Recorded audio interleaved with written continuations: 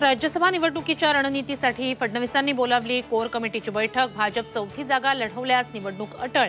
राज्यात पुन्हा घोडेबाजार तेजीत येण्याची शक्यता. कुख्यात गुंड हेमंत दाभेकरनं वर्षा निवासस्थानी घेतली खासदार श्रीकांत शिंदेंची भेट.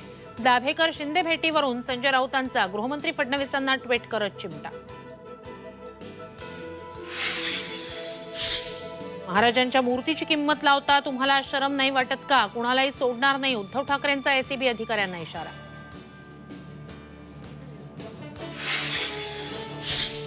शासकीय विकास कामं करताना राजकीय नेत्यांकडून खंडणीसाठी दबाव. सुरक्षा द्या अन्यथा काम बंद आंदोलन.